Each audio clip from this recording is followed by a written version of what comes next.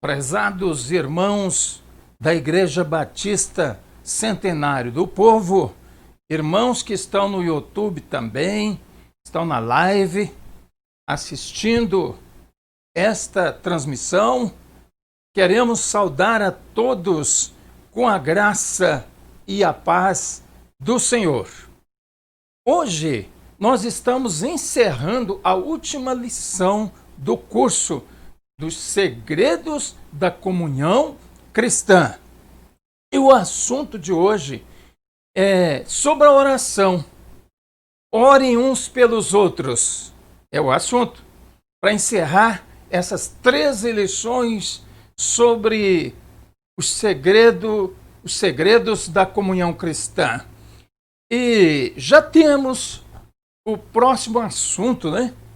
Que é praticamente uma continuação disso aqui, que será sobre oração. As próximas 13 lições, próximo trimestre, né? Nós vamos estudar especificamente sobre oração. Aí é um tema todo de oração. Aqui é uma parte daqui que nós estamos estudando sobre os segredos da comunhão cristã, a oração. Então vamos lá. Inicialmente, quero dizer que o texto básico do nosso estudo está em Tiago, capítulo 5, versículo 16. Daqui a pouco a gente lê esse versículo.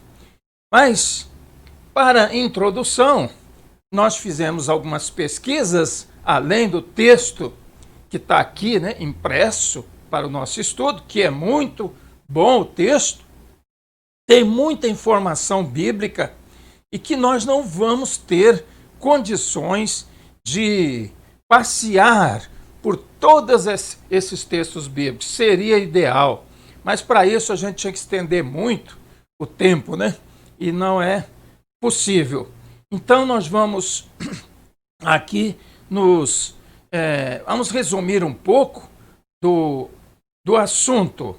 Mas, como eu disse, numa pesquisa que eu fiz, eu encontrei o seguinte, que a rainha da Escócia, o nome dela é Maria Stuart. Maria Stuart. Ela disse assim: eu temo mais as orações de John Knox, que era um teólogo inglês. Eu temo mais as orações de John Knox do que os exércitos de 10 mil homens contra nós. Olha só, ela diz, e eu creio que ela sabia por que ela estava dizendo isso, né?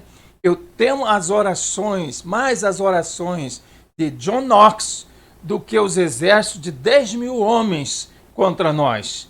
Ou seja, a oração de John Knox, ela sabia que era uma oração poderosa. Mas o John Knox também não ia fazer oração de guerra, né? Claro que não. Mas ela sabia que a oração de John Knox, quando ele pedia, Deus atendia.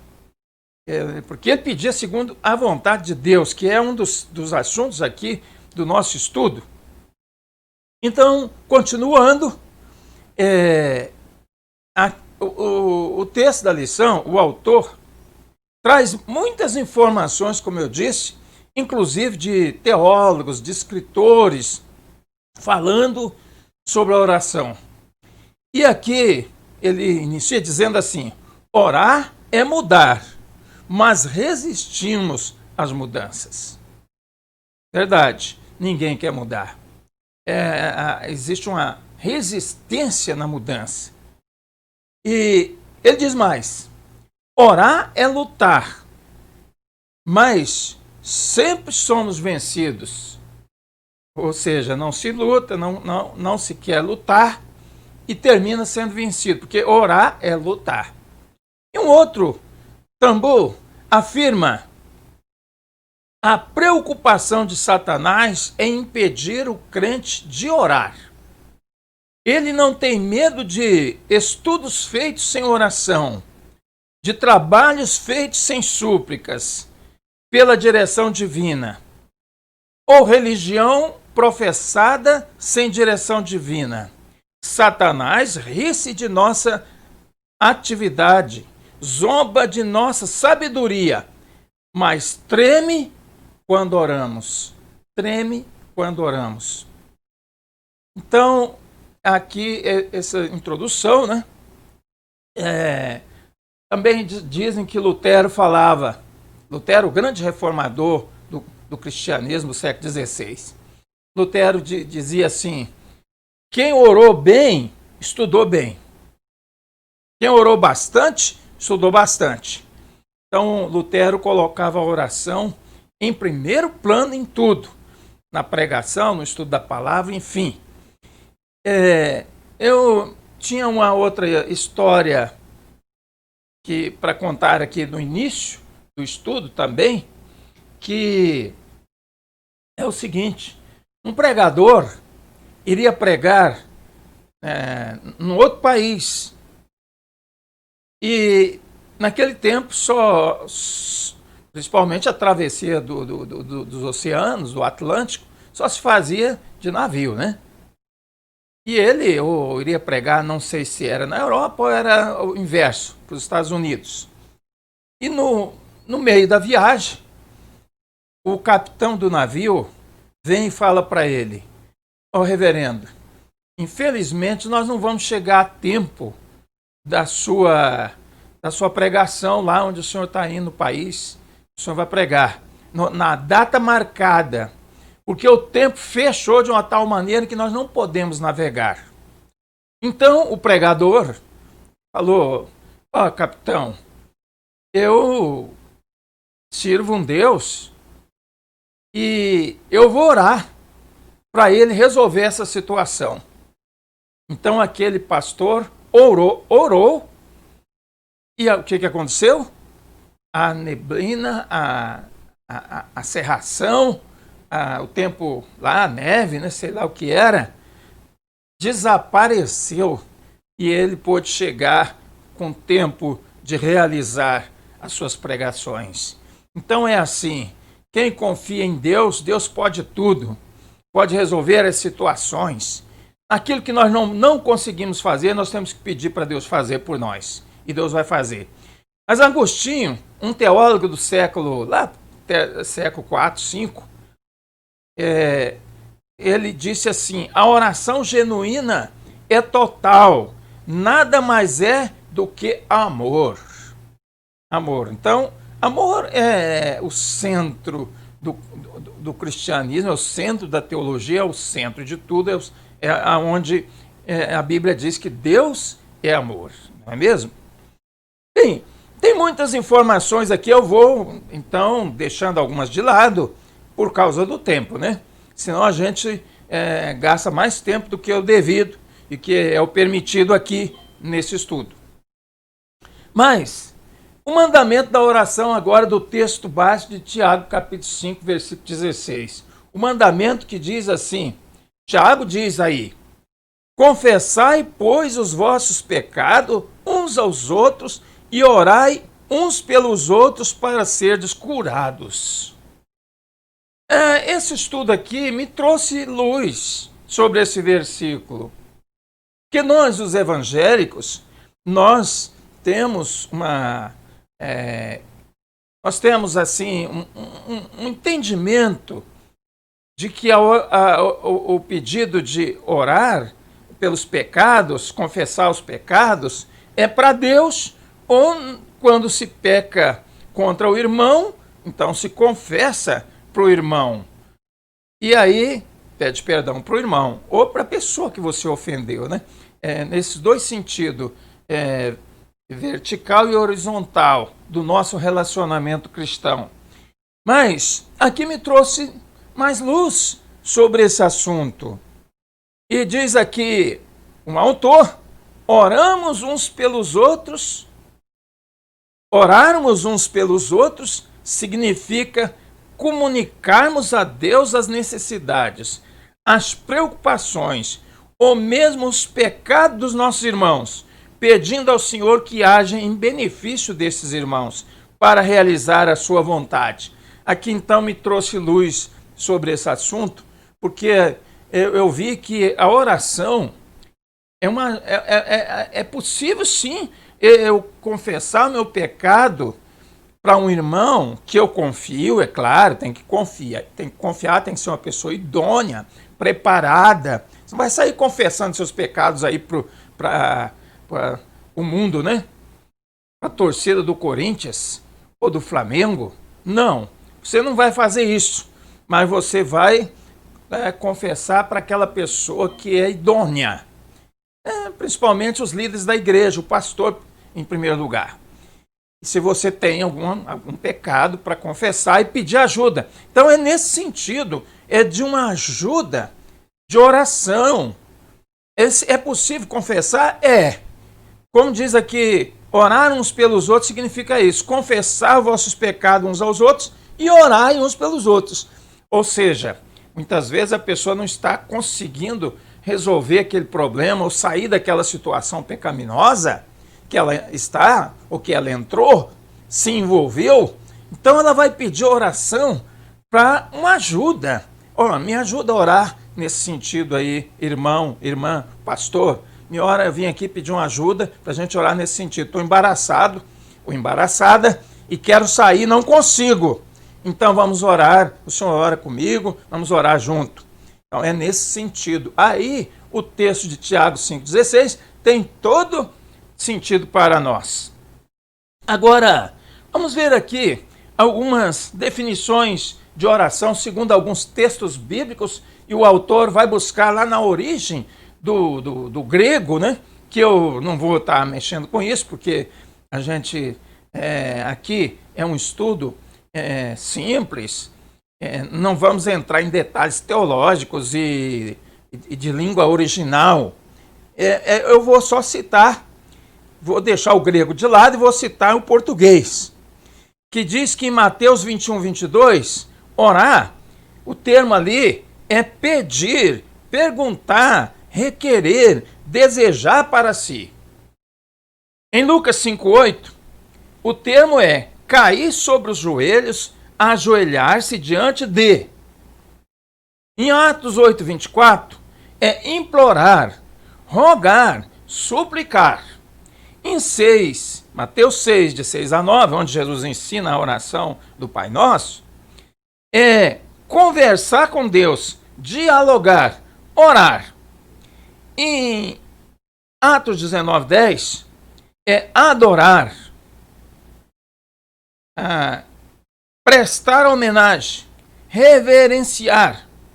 Em João 16, 5, é perguntar, apelar, indagar. Em Mateus 7, de 7 a 8, é bater, insistir para entrar. Em Romanos 8, 26 a 27, é interceder por, gemer, voltar-se para. Então, saíram as definições, os conceitos teológicos de diversos textos sobre a oração, né? Vocábulos bíblicos sobre a oração. Orar é colocar diante de Deus o que está em nós e não o que deveria estar em nós. Isso disse o C.S. Lewis. A oração é o banho íntimo de amor no qual a alma mergulha. João Vianney. Esse foi dito lá também por Agostinho, né? É um banho de amor. Bom, agora caminhando, vamos deixando algumas coisas, algumas citações, mas para irmos resumindo,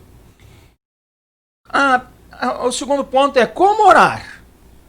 Como orar? Tem um jeito certo de orar? Como é que eu oro?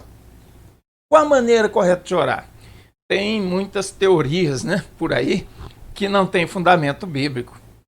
Porque lá em Mateus 6, Jesus fala para entrar no quarto, fechar a porta e orar em secreto, que o teu pai que vem em secreto te recompensará.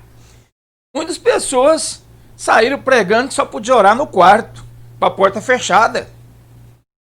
E coisas dessa natureza. Mas a gente sabe que isso é falta de conhecimento bíblico, porque Jesus orou em diversos lugares sem essa preocupação de ser no quarto. Então eu posso seguir Jesus Cristo, né?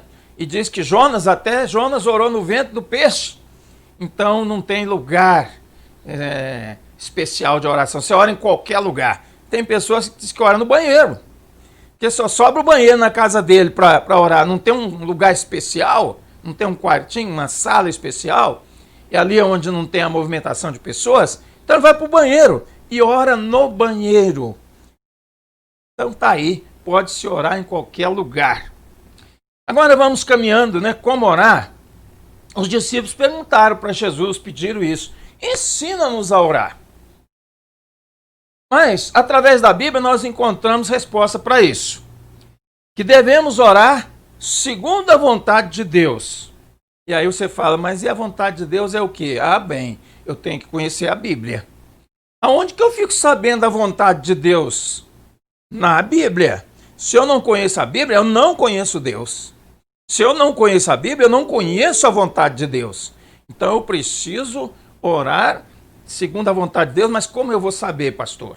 Ah, como eu vou saber? Sim, simples.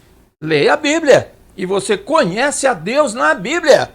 E você conhece a vontade de Deus na Bíblia. E devemos orar segundo a vontade de Deus, está em João 15, 14, 15. Orar com fé, está em Hebreus 11, 6. E Tiago também fala sobre isso. Consenso de insuficiência. Isaías 57, 15. Claro, quando a gente vai diante de Deus, a gente tem que ir com insuficiência. Eu não sou suficiente para esse assunto, Senhor. Para resolver esse problema, Senhor. Então eu venho a Ti, porque o Senhor é que vai dar a solução. Em Marcos 4, 10.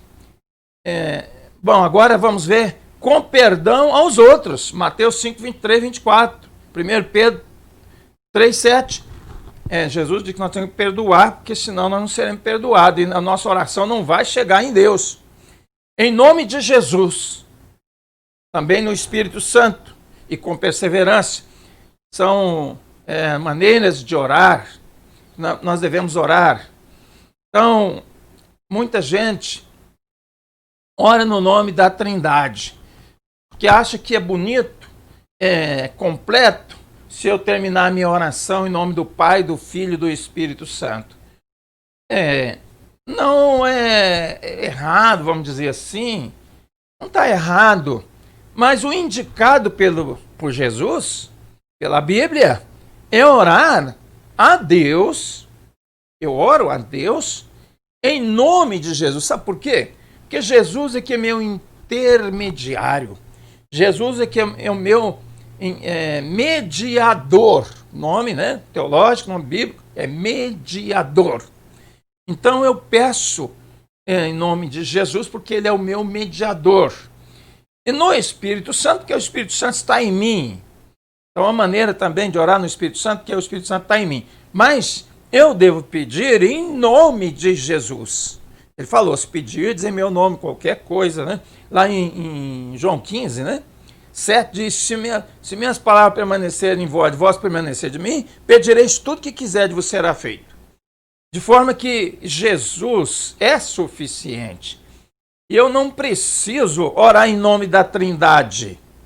E se quiser fazer, não é proibido, nem é errado, vamos dizer assim. Mas não é o mais indicado, porque não precisa.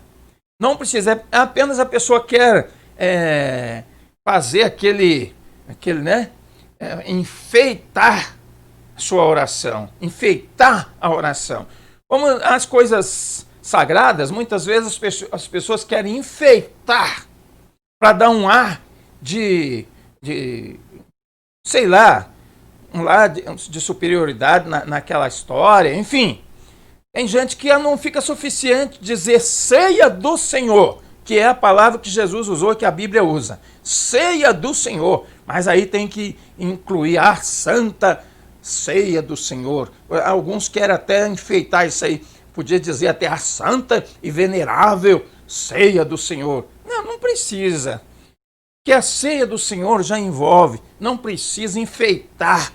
Mas na oração muitos querem enfeitar também fazendo isso. Agora vamos estudar a oração dominical. O que significa a oração dominical? Não é de domingo não, gente. A oração dominical significa que em latim o Senhor é Dominus. Dominus é Senhor. Então, ficou aí cunhado esse nome dominical, porque domingo é o dia do Senhor. Mas é o Senhor ali que é o Dominus, né? E aqui na oração do Senhor também, que é a oração dominical, quer dizer, a oração do Senhor, que o Senhor ensinou. Vamos aprender um pouco nesta oração, que todo mundo já sabe de cor, porque desde pequeno, desde criança, a gente, quem foi católico, seguiu orando lá, e quem é evangélico não faz muito, mas não tem nada de proibitivo também de fazer a oração dominical. Sabe por quê? Não tem problema, porque isso é um texto bíblico. Nós oramos Salmo 91, nós oramos Salmo 23, nós oramos Salmo 46. Por que não orar também a oração dominical que está em Mateus capítulo 6, do versículo 9 a 13? Mateus 6, de 9 a 13. Então, tem muita gente que tem uma resistência pela oração do Pai Nosso infundada, sem motivo. Por quê? Porque é um texto bíblico e nós podemos, sim, declarar esse texto, não como uma reza. A oração do Senhor, a oração dominical, foi um modelo que Jesus ensinou. Não é uma reza. Mas todo dia eu posso citar o Salmo 23, não posso? Posso citar o Salmo, como eu já disse, 46? Não posso? Então eu posso citar também a oração do Senhor de Mateus 6, 9 a 13. Eu faço isso sempre.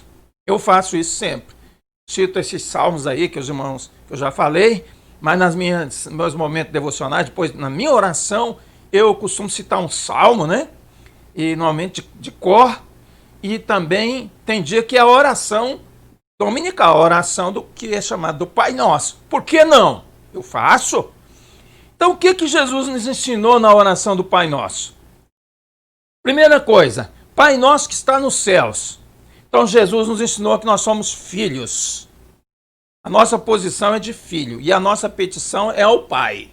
Ele é o Pai que está nos céus. Santificado seja o teu nome. Aí nós somos o quê? Adoradores. Venha o teu reino. Aí nós somos súditos do reino de Deus. Faça-se a tua vontade, assim na terra como no céu. Aí nós somos servos, submissos à vontade do Senhor. O pão nosso de cada dia dá-nos hoje. Nós somos aí dependentes. Perdoa-nos as nossas dívidas. Aí nós somos o quê? Pecadores, devedores. E não nos deixe cair em tentação, mas livra-nos do mal. Aí sim nós somos fracos espiritualmente e precisamos do auxílio divino. E essa é interessante que tem umas traduções que falam assim, nos livra do maligno. É uma tradução possível. Nos livra do maligno. E ali o maligno é personalizado. Já todo mundo sabe quem que é o maligno, né? Nos livros do maligno já é uma personificação. Que na oração do Pai Nosso, quando nós falamos livra-nos do mal, nós estamos dizendo também livra-nos do maligno. Agora, vamos para o ponto 3. Por que devemos orar? Então, muitos questionam, pode questionar, né? Para que eu vou incomodar Deus? Muitas pessoas têm essas coisas, de trazer Deus para a nossa posição, para a nossa maneira de ser. Para que eu vou incomodar Deus? Tem gente que pensa assim, tem, sabe por quê? Tem uma música que fala isso. Pai, eu não sei, não me lembro bem aqui, mas eu sempre quando vejo aquela música eu lembro disso aqui. Aquela música fala que, vocês vão lembrar, eu não estou lembrando dos dizeres, mas diz que, desculpa, Pai, incomodar o teu silêncio, ó Pai. E ali está querendo dizer isso aqui. Para que eu vou incomodar Deus? Uma bobagem. Deus não se incomoda com nada. Deus é Deus superior a tudo e sabe tudo e é tudo. Não, não é panteísmo, não. Mas Deus sabe tudo e está em tudo. Para ver tudo. Então, não precisa ter essa preocupação. Eu estou incomodando Deus? Irmão, você não incomoda Deus. Deus não se incomoda com a gente. Ele quer sim a nossa comunhão. Ele quer sim ter comunhão conosco. E a oração é uma maneira de ter comunhão com Deus. Orar é ter comunhão com Deus. É diálogo com Deus. Então aqui, inclusive, é uma definição muito importante. O que é orar? Orar é dialogar com Deus. E precisa ter prática de dialogar com Deus. Eu morava no estado do Rio de Janeiro e trabalhava no Banco do Brasil, uma grande agência, tinha 10 andares. E lá no quinto andar, no nono, não me lembro agora, mas acho que era por lá, era o auditório. E um grupo de irmãos ali, eu reuni um grupo de irmãos, falei, vamos pedir ao gerente para a gente fazer um período de oração lá uma vez por semana, antes de abrir a agência, lá no auditório. Aí os irmãos toparam. E nós fomos pedir ao gerente, o gerente geral, né? Porque a agência de 10 andares tem muitos gerentes, tem muitos subgerentes, tem um gerente que é o comandante geral. Aquele é o comandante, e chama-se gerente geral, mas os outros são subs, né? Adjuntos, gerentes adjuntos. E nós fomos no gerente geral. Eu cheguei lá e falei em nome da turma. O gerente geral, eu era do grupo administrativo, né? Eu era gerente também de expediente. Então eu era do grupo administrativo. E eu falei com o gerente. Ele falou, eu concedo e eu vou estar presente nessa reunião. E ali nós fomos. E o gerente, no começo, ele não sabia orar. Ele não era crente, sei lá o que ele era. Mas sabe que de um mês, 2 meses, nós estávamos ali, ele já começou a orar? Ele orava. E eu tinha funcionária que estava subordinada a mim, no meu setor, né? Eu era gerente dela. E falava assim, Zé Fernandes, eu não sei orar igual a vocês, crente. Ela era muito católica, mas ela disse, eu não sei orar como vocês, crentes. Então a oração é preciso saber conversar com Deus. É uma prática, tem que desenvolver isso aí para poder dialogar com Deus. Então, orar é um mandamento divino. Como que nós devemos orar? Devemos orar com humildade. Então, orar é isso. É um mandamento divino, devemos orar com humildade. E eu vou pulando aqui algumas coisas porque para dar tempo. Agora, por que orar uns pelos outros?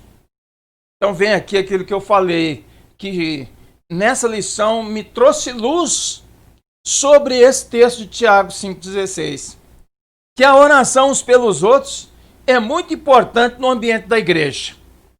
Porque, como eu já disse anteriormente, quando os cristãos revelam uns aos outros as suas necessidades para que os irmãos orem a seu favor, cria-se uma atmosfera de amor e empatia. Quando oramos pelos outros, né? Demonstra que estamos nos importando com o outro, com as necessidades do outro.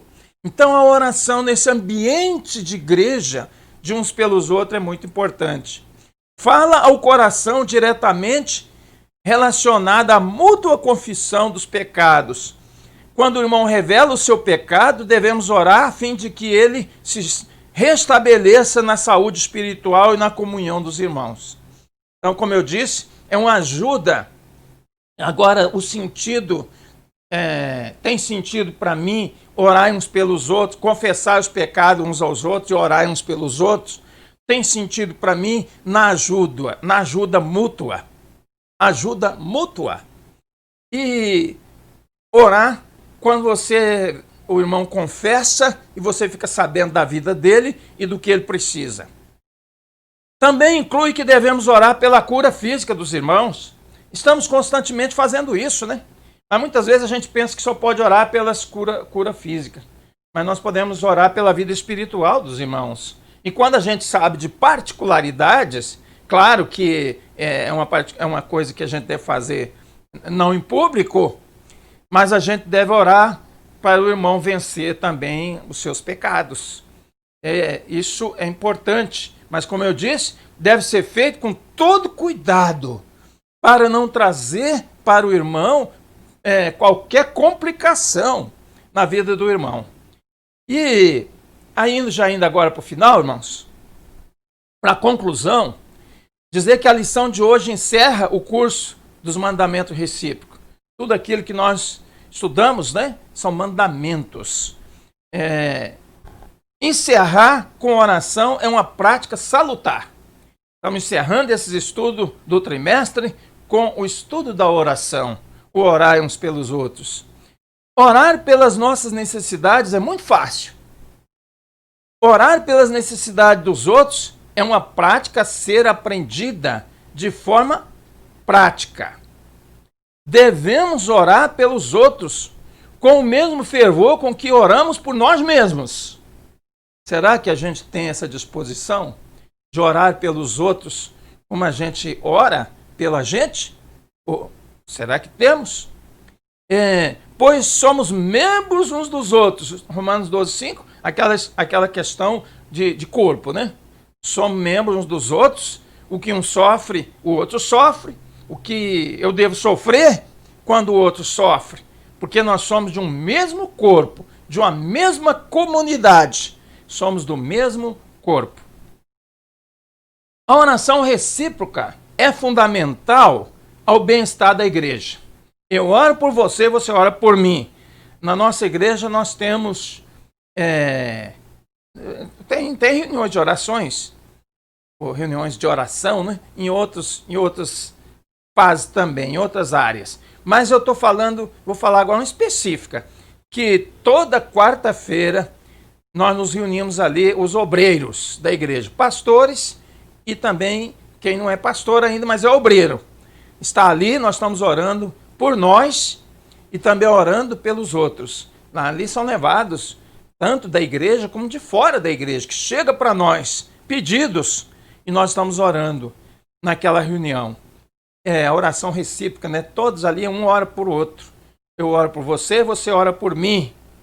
Então, orar pelos irmãos é um ato de obediência, é ordem bíblica.